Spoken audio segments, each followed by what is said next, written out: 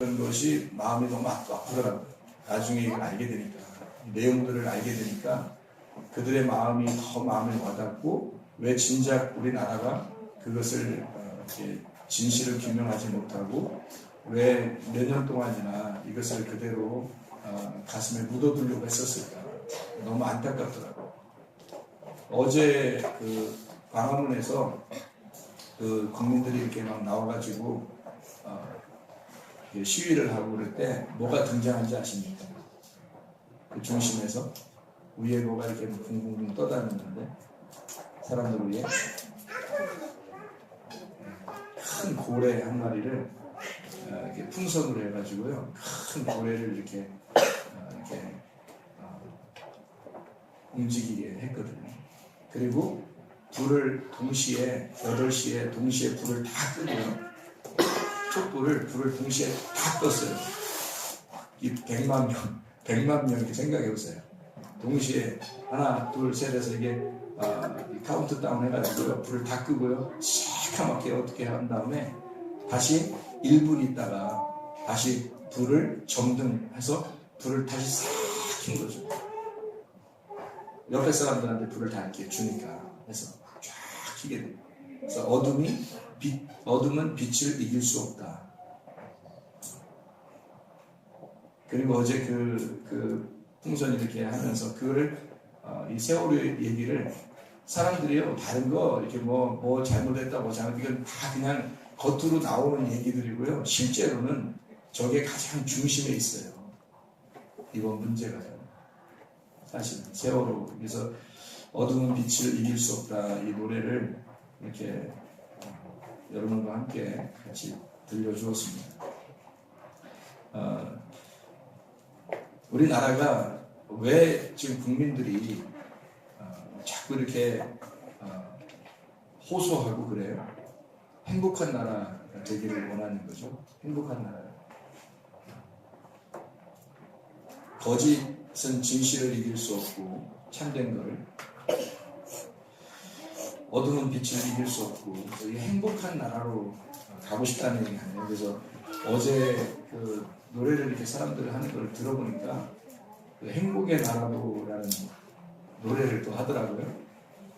그래서 그 노래 가사 좀 한번 적어하고 하겠어요. 그랬더니 이렇게 여기 종이에다가 해왔더라고요. 제가 한번 읽어드려볼게요. 장막을 걷어라. 너의 좁은 눈으로 이 세상을 또 보자. 창문을 열어라. 춤추는 산들바람을 한번 또 느껴보자. 가벼운 풀밭 위로 나를 걷게 해주게. 곰과 새들의 소리 듣고 싶소. 울고 웃고 싶소. 내 마음을 만져줘. 나는 행복의 나라로 갈 테야. 접어드는 초저녁 누워 궁상에 들어 생각에도 취했소. 벽에 작은 창가로 흘러드는 산뜻한 노는 아이들 소리. 아, 나는 살겠소. 태양만 비친다면. 밤과 하늘과 바람 안에서 비와 천둥의 소리 이겨 춤을 추겠네. 나는 행복의 나라로 갈 테야. 고개 숙인 그대여 눈을 떠봐요. 귀도 또 기울이세. 아침에 일어나면 자신 찾을 수 없이 밤과 낮 구별 없이 고개 들고서 오세. 손에 손을 잡고서 청춘과 유혹에 뒷잠 넘기며 광야는 넓어요. 하늘은 또 푸러요. 다들 행복의 나라로 갈 테야. 다들 행복의 나라로 갑시다. 이런 노래를 했어요. 참 의미가 있는 거죠. 국민들의 마음이 모두가 불행한 나라로 가고 싶은 사람들이 어디 있겠어요. 또 불행하게 살고 싶은 사람이 어디 있겠어요. 행복하게 살고 싶어 하죠. 교회에 여러분이 왜 나와서 예배드리겠어요? 행복하게 살고 싶어서 그런 거거든요. 그 행복이라고 하는 그 행복한이라는 행복이 샬롬이에요. 샬롬. 평화, 샬롬. 그래서 샬롬 하면 행복하세요 그 말이고요. 평안하세요. 또 건강하세요. 그리고 안전하세요. 이게 샬롬 그런 겁니다. 그래서 건강하고 안전하고 평안하고 행복한 그 말이 샬롬, 샬람이라는 단어입니다. 여러분 옆에서 한번 인사해 볼까요? 우리 한번 샬롬, 샬람. 우리가 다 같이 이렇게 행복하게 살기를 원하는 뭐 어떤 사람이나 교회 나오는 사람이나 교회 나오지 않는 사람이나 모두 다 사실 행복하길 원해요. 자기 혼자 어떻게 행복하겠습니까? 우리와 같이 어우러질 때 그때 행복한 거죠. 그래서 사람들은 서로 어울리죠. 하나님이 없어도 자기들끼리라도 어울려서 행복하길 원하는 거죠. 또 우리는 교회 나왔으니까 하나님과 더불어 하나가 돼서 우리가 서로 어울리는 하나가 되기를 원하는 것입니다. 그들도 우리고 우리도 우리인데 문제는 이제 그분들은 하나님이 없는 우리를 만드는 거고 우리는 교회 나와서 하나님이 계신 우리를 만들자 하는 얘기입니다. 그래서 이 나라가 진짜 하나님의 행복한 나라죠. 그래서 하나님의 백성들, 하나님의 국민들 이렇게 되는 거죠. 그래서 하나님의 사람들이 하나님의 나라의 안에서 살아가는 걸 이걸 천국이라 그렇게 말하는 겁니다. 천국의 생활. 하나님 안에서 살아가는 하나님의 백성들 이걸 천국 생활이다, 천국이다 그렇게 말하는 것입니다. 저는 이번에 그 세월호 학생들 부모님들이 어떤 마음을 가졌을까를 깊이 생각해 보면서 참 많이 울었어요. 그리고 그들의 마음을 같이 이렇게 생각해 보니까 참 안타깝더라고요. 그럼 그들에게 그러면 가장 기쁨을 줄 수 있는 게 무엇일까? 그들이 가장 뿌듯하게 마음을 갖게 해주는 것이 무엇일까를 생각해 보았거든요. 여러분 어떻다고 생각을 해요? 어떻게 하면 그들 세월호의 그 학생들, 그 죽은 학생들의 그 부모님들에게 가장 떳떳한 것이 되겠어요? 그들에게 인터뷰해보니까 어떤 기자가 인터뷰해보니까 돈을 원하는 것도 아니고 다른 걸 원하는 게 아니다. 그들은 명예회복을 원하고 어떤 명예회복을 원하냐면 진실을 규명해달라는 거예요. 왜 저렇게 진실을 자꾸 규명해달라고 할까? 여러분이 자녀가 죽으면 그런 진실을 규명해달라고 막 이렇게 호소하면서 다니겠습니까? 그렇게 안 하잖아요. 근데 왜 저들은 그 진실을 규명해달라고 그렇게 막 호소할까를 한번 깊이 생각해 보니까 이런 결론이 나오더라고요. 만약에 이 세월호의 그 죽은 아이들이 만약에 그 진실이 규명되지 않고 그냥 거기에서 사고로 인해서 죽었다라고 이렇게 세상에 그렇게 소개가 돼서 그거로 묻혀버리고 끝난다면 그들의 죽음은 진짜 자기들이 볼 때 돈을 아무리 많이 받아도 그거는 나라에 아무 이익이 안 되는 거예요. 그러면 어떻게 된 거냐면 그들이 그냥 죽은 거예요. 근데 여러분 진실이 규명되면 왜 진실을 자꾸 규명해달라고 그렇게 하냐면요. 진실이 규명되면 나라가 발칵 뒤집힙니다. 그렇지 않겠어요? 지금 그것 때문에 나라가 발칵 뒤집히는 거예요. 결국에는 그들의 가슴 속에 사람들의 마음에 뭔가 석연치 않은 게 있다는 거예요. 그래서 속에 있는 걸 좀 밝혀달라고 하는 거거든요. 숨겨진 사실들을 어둠을 좀 빛으로 밝혀달라는 거고 좀 거짓을 진실한 것을 이길 수 없으니까 그 진실한 거로 좀 파헤쳐 달라는 거 아니겠어요? 결국에 사람들 마음속에는 가장 궁금해하고 가장 힘든 마음이 바로 그 문제였어요. 결론적으로 사람들 쭉 이렇게 내용을 들어보면요. 다른 거 이것저것 얘기 다 하는데 그런 건 다 제쳐두고 이게 핵심이에요. 제가 이렇게 보니까 사람들 보니까요. 왜 그러면 이걸 진실을 규명해야 할까라고 하면요. 이런 얘기입니다. 여러분 잘 들으세요. 이 문제가 만약에 진실이 밝혀지면요. 발칵 뒤집힙니다. 나라가 발칵 뒤집히면 이게 나쁜 거냐? 아니에요. 진실이 드러나는 것입니다. 빛이 드러나는 거예요. 그러면 이 일들이 얼마나 귀한 일이냐면요. 나라가 이 이후부터 그 진실이 밝혀진 이후부터 나라가 더 행복한 나라가 된다는 말입니다. 잘 생각해 보세요. 자, 이 사람들이 그냥 죽었다. 그래요. 그냥 죽은 거로 사람들이 다 묻어버리려고 해요. 그러면요, 의미가 없어요, 여러분. 이거는. 근데 이 수많은 사람이 죽은 것이 만약에 진실이 밝혀지면서 이상한 일이 우리나라에 벌어졌다, 이것이 밝혀졌다 해서 진실이 확 드러나 버리면 나라가 홀딱 뒤집히죠. 발딱 뒤집히면서 뭐가 되면 이런 나라에 살면 안 되겠다, 이렇게 살면 안 되겠다 해서 막 운동을 벌인다고요, 사람들이. 그래서 더 행복하게 사는 것, 더 진실하게 사는 것, 더 정직하게 사는 것을 막 연구해야 된다고요. 그러면 앞으로 나라가 더 좋아지죠. 그러면 이들의 희생이, 이 300명의 희생이요, 그냥 헛되게 묻어지는 게 아니라 나라를 더 발전시키는 거라고요. 이해가 됩니까? 나라를 발전시키고 여러분과 저의 후손들의 그 인생을 행복하게 만들어 버린다고요. 더. 그러면 이들의 죽음은 어떤 죽음과 비슷한 거예요? 그냥 죽어버린 게 아니라 독립군 운동하는 독립투사들이 죽은 것과 비슷해지는 거죠, 이게. 안중근 의사가 잡혀서 죽기 전에 그 어머니가 편지를 보냈다고 하죠. 뭐라고 편지를 보냈다고? 너는 풀려나려고 애쓰지 마라. 대한의 아들로, 그리고 하나님 아버지의 아들로 너희가 태어날 때까지, 다시 만날 때까지 너는 여기에서, 감옥에서, 그 장에서 죽어라. 수위를 보냈다는 거 아닙니까? 그 어머니가. 왜요? 나라를 위한 것이었습니다. 나라를 위해 떳떳하게, 네가 잘못한 것이라 떳떳하게 나라를 살리려고 죽은 것이니까. 이해가 되십니까? 근데 이 어린 아이들이 전혀 아무것도 모르고 자기들이 지금 죽었어요. 알고 보니까 나라를, 이런 나라는 안 되겠다, 더 좋은 나라로 만들어서 이게 확 드러나서 바뀌어버리면 이 아이들의 죽음을 통해 나라 전체가 새로운 걸 깨달은 거죠. 눈이 열려버린 거죠.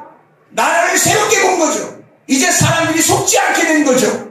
뭔가 더 좋은 진실한 나라로 살게 된다는 것입니다. 그러니까 이들의 죽음이 헛되지 않도록 그거를 만들어 달라는 거예요, 부모들이. 이해가 되십니까? 그들의 마음을. 그래서 이번에 그런 일들이 반드시 드러나야 합니다. 그리고 더 앞으로는 이런 일이 없도록 이걸 만들어줘야 되는 거죠. 이 시스템을, 우리나라의 시스템을 바꿔야 됩니다. 이게 나라를 위한 것이다. 그들도 나라를 위해서 저렇게 애쓰는 거고요. 여러분과 저도 이 나라에 사는 국민이에요. 국민은 주권을 가지고 있다고 했잖아요. 백성은 그냥 밑에서 이렇게 살면 되지만 국민은 주권을 가진 자들이에요. 이 주권을 가진 자가 무슨 생각을 가지냐에 따라서 나라가 바뀌는 거라고요. 여러분 나라는 어떤 주권을 가지고 살고 있습니까? 여러분 나라는. 그래, 우리나라도 있고요. 여러분 자신, 여러분이 한 나라예요. 여러분의 나라는 어떤 주권을 가지고 사시냐고요. 하나님의 통치, 하나님의 주권을 가지고 사셔야 돼요. 우리는 또 달라요. 세상에서 우리로 만드는 그 나라하고 또 달라요. 우리는 하나님의 나라라고요. 교회에 다니는 이 하나님의 백성들은요, 하나님의 나라, 어떤 주권을 가지고 살아야 하냐면 나의 주권이 아니라 교회는 하나님의 주권을 가지고 사는 나라라고요. 그러나 이 땅 국민들은요, 내가 국민이라고요. 이 나라의 주권을 가진 자라고요. 내가 어떤 생각을 가지냐에 따라서 나라가 바뀌는 거라고요. 눈을 어떻게 뜨느냐에 따라서 그게 보이는 게 달라지는 거죠. 하나님의 나라는 하나님의 주권을 가지고 내가 나의 눈으로 보지 않고 하나님의 눈으로 내가 보는 거죠. 하나님의 눈으로 사람을 보게 되고, 하나님의 눈으로 교회를 보는 거고, 하나님의 눈으로 가정을 보는 거고, 하나님의 눈으로 아내와 남편을 보는 거고, 자녀를 보는 겁니다. 하나님의 눈으로. 그게 하나님의 주권을 가진 자들이에요. 그게 하나님의 백성입니다.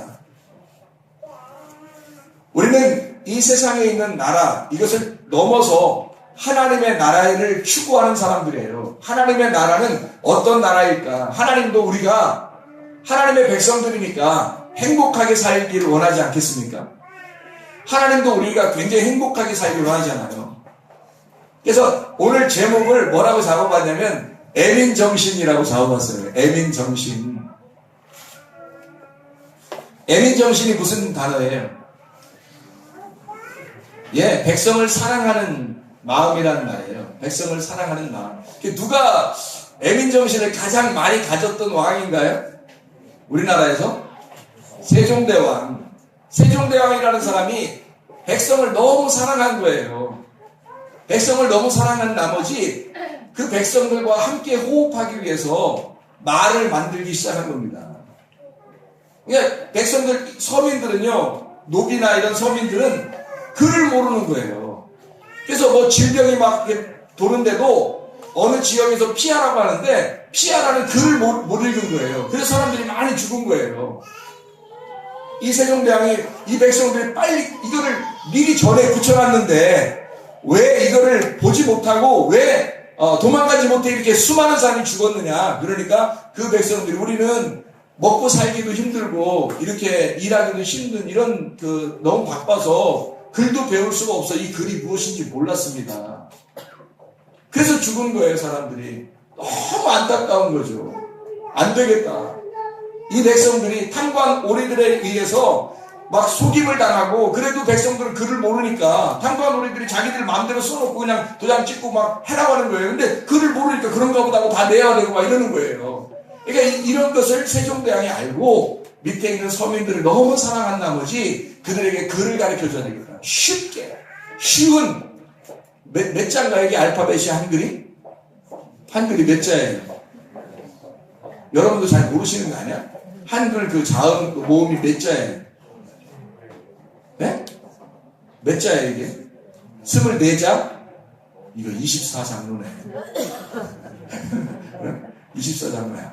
24자 놀랍잖아요. 이 24자로 모든 사람이 무슨 물소리, 새소리, 뭐 다른 나라 그 영어, 뭐 아프리카 모든 걸 한글로 다 소리 낼 수 있습니다. 이 소리 글자예요. 한글로 다 소리 내요. 그런 글자를 만들어 버린 거예요. 놀라운 거죠. 그게 백성을 사랑하는 마음 때문에 만드는 거예요.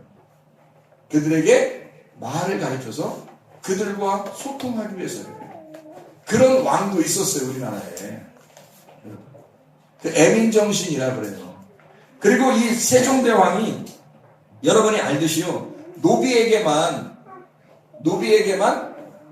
출산 휴가 줬다는 거 아시죠? 세계 최초로. 세종대왕. 그래서 출산하기, 아기 낳기 전에 30일, 그리고 아기 난 다음에 100일 휴가를 줬어요. 노비들에게만. 근데 이제 양반들이 따질 거 아닙니까? 우리도 휴가 주십시오. 그러니까 너희들은 니네 아기 낳을 때 도와줄 그 사람들이 많이 있지 않느냐. 그러나 노비들은 누가 도와줄 수 있는 사람들이 아니고 아기를 임신해도 일해야 되고 아기 낳고서도 금방 일해야 되는 그런, 너희들이 그렇게 이들을 부려먹고 힘들게 했으니 나라에서 법으로 정해서 출산 휴가를 노비들에게만 아기 낳기 전에 30일, 아기 난 다음에 100일을 휴가 준 세계 최초의 사람이 세종대왕이었습니다. 어디서 그런 마음을 가졌을까요? 백성을 사랑하는 마음이에요. 백성을 사랑하는 마음. 그 세종대왕이 무지에서 탈피하라고 한글을 만들죠. 어려운 백성들을 갖다가 해방을 시키고 힘든 백성들에게 그 고역을 좀 더 줄여줄 수 있는 방법들을 채택하고, 그리고 장영실이라는 사람이 어떤 사람이에요? 과학자죠. 우리 과학자로 알고 있지만 장영실이 어떤 출신이에요? 노비 출신이에요. 노비 출신이라도 등용을 해서 진짜 그 나라에 유익한 사람이라면 그 사람을 등용하는 이런 낙하산 이런 게 없이 똑같이 노비도 양반도 똑같이 등용할 수 있도록 만들어 놓은 애민정신을 가진 자가 세종대왕이라는 사람이 있잖아요. 우리나라도 그런 왕이 있었다고요. 그래서 대왕 그러는 거예요. 그냥 세종왕 이렇게 안 하고 대왕 그러는 거예요. 세종대왕. 사람들이 존경할 만 했다는 얘기입니다. 세종대왕이 한 유명한 말이 있습니다. 가장 유명한 말 중에 하나가 어떤 말일까요? 밥이 백성의 하늘이다. 맞죠? 밥이 백성의 하늘이다. 다른 왕들은 백성의 하늘은 왕이라고 얘기하는 사람들이 많죠. 그런데 이 세종대왕은 뭐라고 얘기하냐면 밥이 백성의 하늘이다. 그들에게 먹을 것을 줘야 한다. 먹을 것을. 그게 세종대왕의 아주 놀라운 그 말이에요. 어록이죠, 어록 진짜.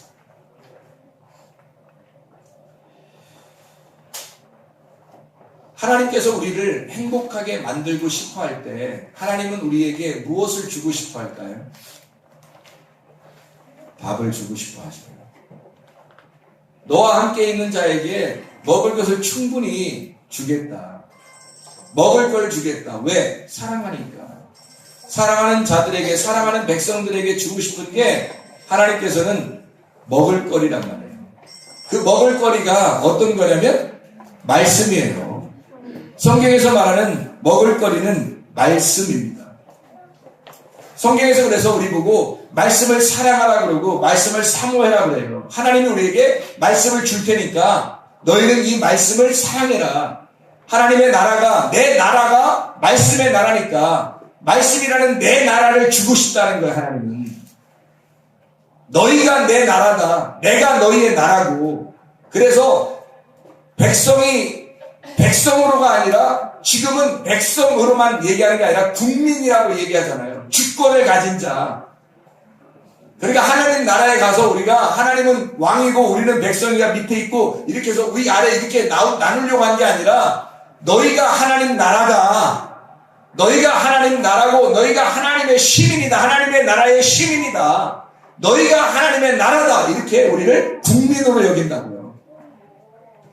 우리나라에서도 지금 사람들이 시끌시끌하게 하는 이유가 뭐예요? 우리를 이렇게 종처럼 개나 돼지처럼 이렇게 하나의 그냥 당신의 밑에서 이렇게 일하는 이런 사람 종자로 여기지 말아달라는 거 아닙니까? 우리가 국민이 주권을 가지고 있다. 국민이 왕이다 이거죠. 그런 얘기를 하고 있지 않습니까? 하나님 나라는 똑같아요. 하나님 나라도 그냥 우리 보고 너 밑에 찌그러져 있어. 이게 아니에요. 하나님은. 하나님의 나라가 너희고 너희가 하나님의 나라다. 그래서 하나님의 나라의 주권은 너희들이 가지고 있다고 하나님의 나라를 줘버리는 거예요. 그게 말씀입니다. 말씀이라고 하는 것을 여러분에게 주고 싶어하는 하나님의 마음, 하나님은 정말로 애민정신을 가진 거예요. 그래서 우리에게 뭘 주고 싶냐면 너희가 먹어라. 먹고 행복해라. 행복의 나라로 가자. 그게 행복이라고 하는 거, 이게 먹을 거리예요. 먹을 거. 그래서 성경에는 누차 우리에게 먹을 거를 얘기하고 혼인잔치를 설명해요. 혼인잔치. 예수님께서도 이 땅에 와서 첫 번째 기적을 일으킨 곳이 어디예요? 혼인잔치하는 가나의 혼인잔치죠. 왜요? 거기 먹을 것이 떨어진 거예요. 그래서 그 먹을 거를 주러 거기에 기적을 베풀러 가는 거예요. 하나님은 우리에게 누차 하나님은 너하고 나하고 상관없는 자가 아니라 먹을 걸 가지고 함께 나누자, 먹을 걸 가지고 함께 즐기자 하는 것이 하나님과 우리의 관계라는 겁니다. 어때요? 하나님 말씀을 사모하셔야 됩니다.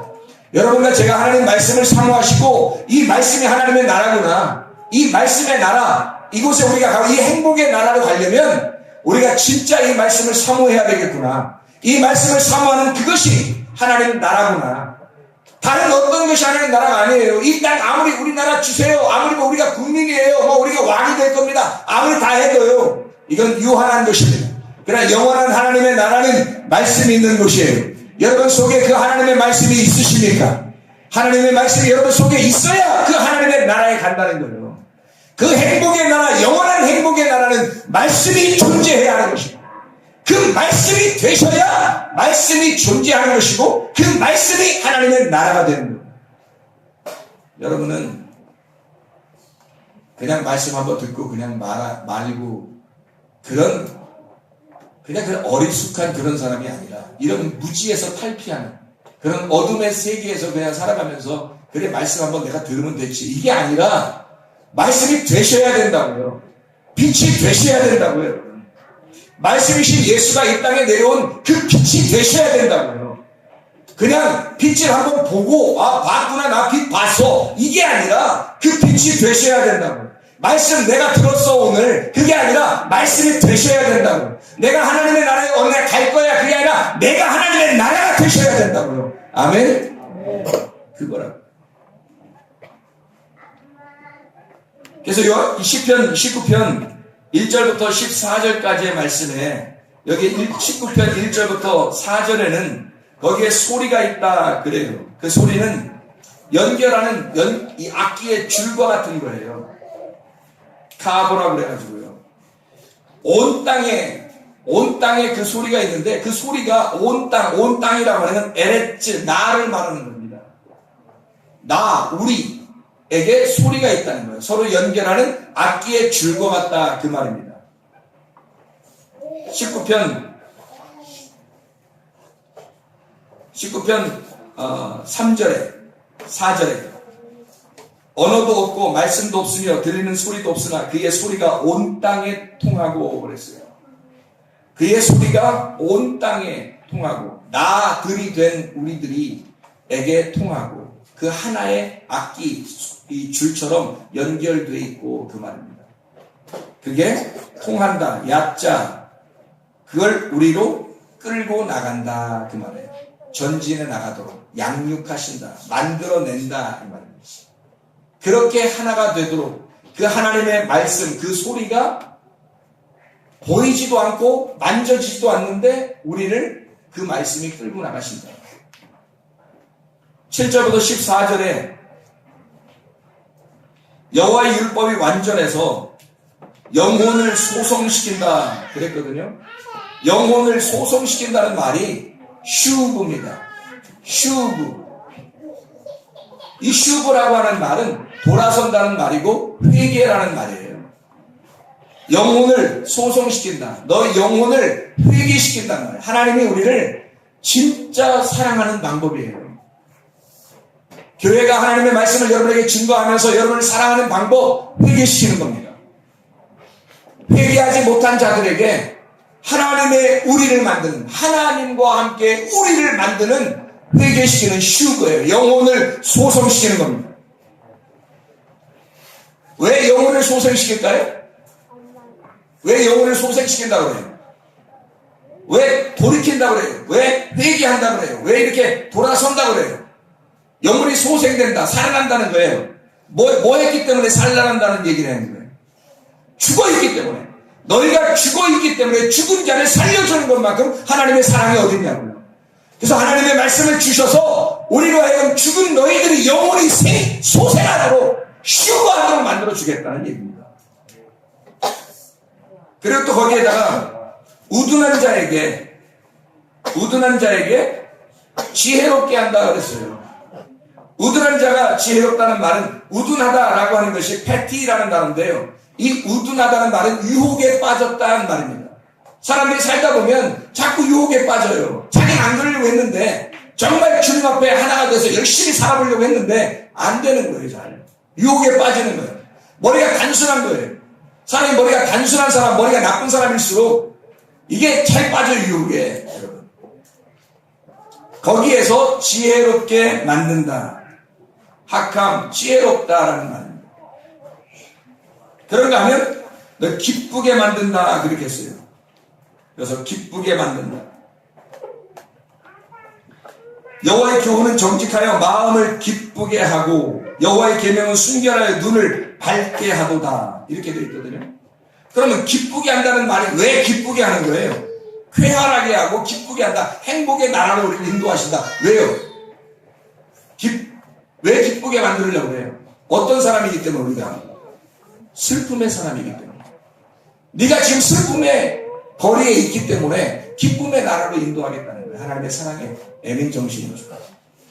너희의 눈을 밝게 하도다. 하나님의 말씀이 가서 너희의 눈을 밝게 만든대요. 밝게 만든다는 말은 이 밝게라는 말이 오르라는 단어예요. 너희의 눈을 빛이 있게 만들겠다는 겁니다. 오르, 진짜 빛. 태양의 빛이 아니라 그 너머의 진짜 빛. 그 오르가 있게 만들겠다는 거예요. 마오르가 아니라 오르가 있게 하겠다. 빛나게 하겠다. 불을 밝히겠다는 겁니다. 어땠기 때문에? 네가 어둠이기 때문에. 어둠인 너에게 하나님의 사랑하는 방법, 너에게 빛을 주겠다는 겁니다. 눈을 밝게 하겠다. 눈을 띄워주겠다. 놀라운 거죠. 하나님의 사랑의 방법입니다. 그렇게 하나님은 우리를 사랑하시는 거예요. 이걸 세종대왕은 성경을 알았는지 몰랐는지 모르지만 진짜 그들의 눈을 띄워주고 싶어서 애민정신으로 훈민정음을 만드는 겁니다. 그 훈민정음이라고 하는 이 훈민정음이요, 이런 글자라고 그러더라고요. 훈민정음, 백성을 가르치는 바른 소리. 맞죠? 근데 이게 글자를 이렇게 바꿔놓으면 민음 훈정이라고 바꿔놓으면요, 어제 우리 다 같이 배웠거든요. 우리 학생들하고. 민음 훈정이라고 하면 백성의 소리를 새겨 들음이 마땅하다. 또 글자를 바꿔놓으면 민음 정훈이라고 바꿔놓으면요, 백성의 소리를 바르게 새겨라. 그걸 또 글자로 섞어서 바꿔놓으면 음정민훈, 훈민정음을 거꾸로 음정민훈 이렇게 하면요, 소리가 바르니 백성이 따른다. 그런 말이에요.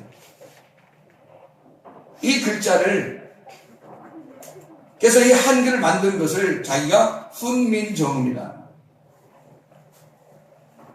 하나님은 우리를 사랑하는 방법이 어떻다고요?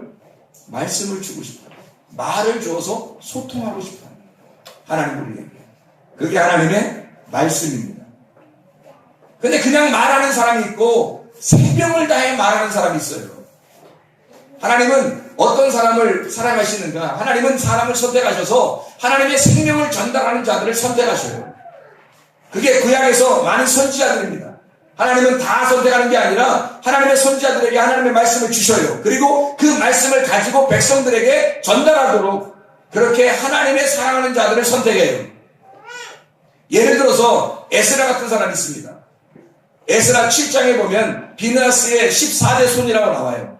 비느하스는 민수기 25장에 하나님의 칭찬받은 사람이었어요.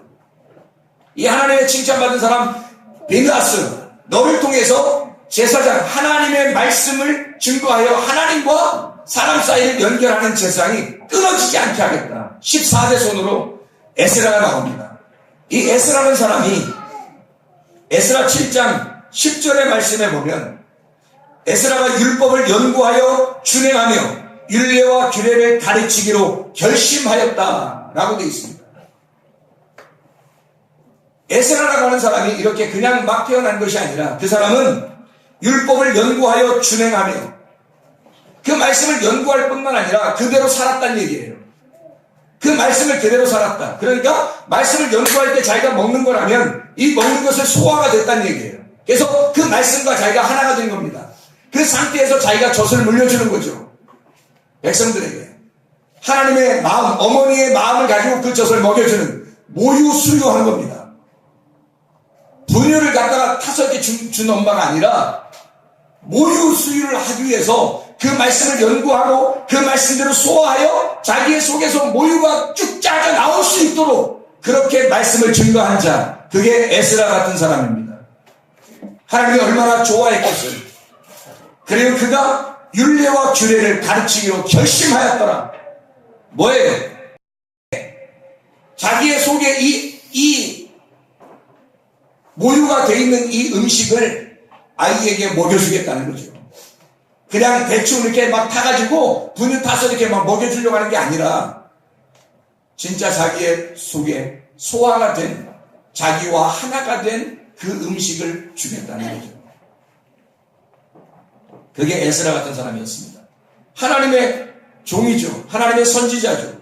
그런 하나님의 사람들을 통해서 하나님은 사람들에게 뭐 해요? 끊임없이 말씀하십니다. 끊임없이 먹을 걸 주고 싶어 하는 거예요. 그게 하나님의 우리들 사랑하는 마음이라는 거죠. 그래서 결론적으로 시편 23편 우리 다 외우고 있는 말씀이죠. 시편 23편 1절 2절의 말씀에 보면 어떤 말씀이 있어요? 여호와는 나의 목자시니 내게 부족함이 없으리로다. 그가 나를 푸른 초장에 누이시며 쉴 만한 물가로 인도하시는도다. 내 영혼을 소생시키시고 자기 이름을 위하여 의의 길로 인도하시는도다. 하나님께서 우리에게 푸른 초장으로 맑은 시냇 물가로, 여호와는 나의 목자시기 때문에 우리를 먹여주겠다는 겁니다. 마시게 해주겠다는 겁니다. 그게 행복의 나라의 유일한 것이니까. 행복의 나라, 그 말씀의 나라에서 유일한 것이 말씀이니까. 그 말씀, 이 푸른 초장에 그리스도를 자기가 먹을거리가 되어 여러분과 저에게 먹이시겠다는 겁니다. 먹고 서로 하나가 되자는 겁니다. 자기를 먹고 하나가 되자는 겁니다. 그게 요한복음 6장의 말씀이에요. 생명의 떡이 되신 예수님, 나의 살과 나의 피를 먹고 너희가 하나가 되어 너희가 말씀이 되거나 너희가 말씀이 되어 말씀의 나라의 주인이 되거나, 이 말이거든요. 하나님께서 우리에게 끊임없이 먹을거리를 주고 싶어 하셔요. 하나님의 말씀 사모하시기를 바랍니다. 행복의 나라는 말씀이 충만한 곳입니다. 하나님의 말씀이 충만한 교회가 되길 원하고, 여러분의 입에서 흘러나오는 것이 하나님의 말씀이 되시길 바랍니다. 말씀이 되셔서 말씀을 증거하는 주의 사람들이 다 되기를 바랍니다. 찬양하겠습니다.